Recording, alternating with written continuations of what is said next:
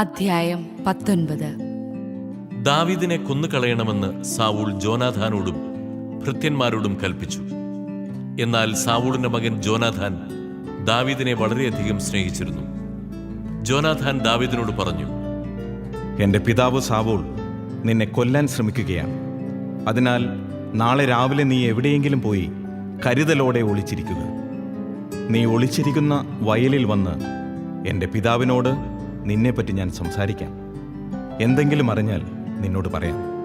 ജോനാഥാൻ തന്റെ പിതാവ് സാവൂളിനോട് ദാവീദിനെപ്പറ്റി നന്നായി സംസാരിച്ചു. അവൻ പറഞ്ഞു, ദാസനായ ദാവീദിനോട് രാജാവ് തിന്മ പ്രവർത്തിക്കരുതേ. അവൻ അങ്ങയോട് തിന്മ പ്രവർത്തിച്ചിട്ടില്ല. അവൻ്റെ പ്രവൃത്തികൾ അങ്ങേക്ക് ഗുണകരമായിരുന്നതേയുള്ളൂ. അവൻ സ്വജീവൻ അവഗണിച്ചു പോലും ഗോലിയാത്തിനെ വധിച്ചു. മഹത്തായ വിജയം കർത്താവ് ഇസ്രായേലർക്ക് നൽകി. അതുകണ്ട് അങ്ങ് സന്തോഷിച്ചതാണ്. അകാരണമായി ദാവീദിനെ കൊന്ന് നിഷ്കളങ്ക രക്തം ചൊരിഞ്ഞ് പാപം ചെയ്യുന്നത് എന്തിന്? സാവൂൾ ജോനാഥാന്റെ വാക്ക് കേട്ടു. ദാവീദിനെ കൊല്ലുകയില്ലെന്ന് കർത്താവിന്റെ നാമത്തിൽ ശപഥം ചെയ്തു. ജോനാഥാൻ ദാവീദിനെ വിളിച്ച് ഇതറിയിച്ചു. അവൻ ദാവീദിനെ സാവൂളിന്റെ അടുക്കൽ കൊണ്ടുവന്നു. ദാവീദ് മുൻപത്തെ പോലെ അവനെ സേവിച്ചു. വീണ്ടും യുദ്ധമുണ്ടായി.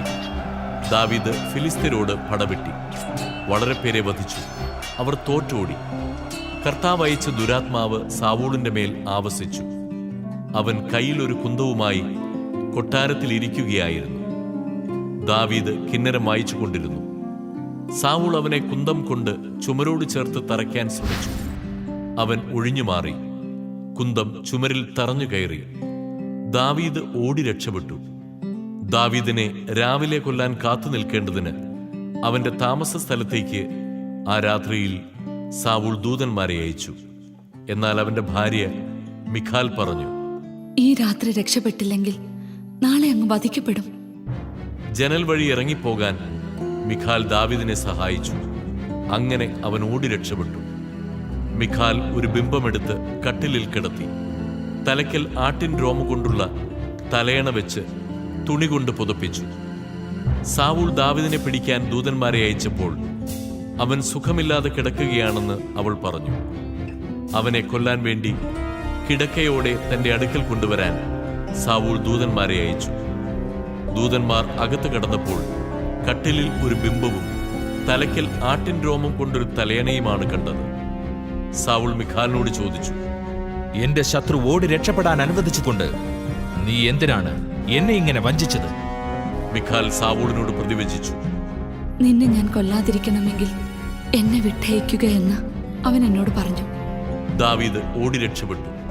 അവൻ റാമായിൽ സാമുവേലിന്റെ അടുക്കലെത്തി. സാവൂൾ തന്നോട് പ്രവർത്തിച്ചതെല്ലാം അവനോട് പറഞ്ഞു. ദാവീദും സാമുവേലും നായോത്തിൽ ചെന്ന് പാർത്തു. ദാവീദ് റാമായിലെ നായോത്തിലുണ്ടെന്ന് സാവൂളിന് അറിവ് കിട്ടി. ദാവീദിനെ പിടിക്കാൻ അവൻ ദൂതന്മാരെ അയച്ചു.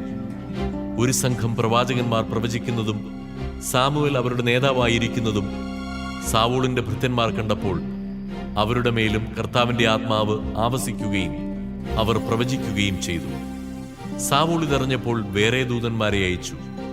അവരും പ്രവചിക്കാൻ തുടങ്ങി. മൂന്നാമതും അവൻ ദൂതന്മാരെ അയച്ചു. അവരും പ്രവചിച്ചു. അവസാനം സാവൂൾ നേരിട്ട് റാമായിലേക്ക് പുറപ്പെട്ടു.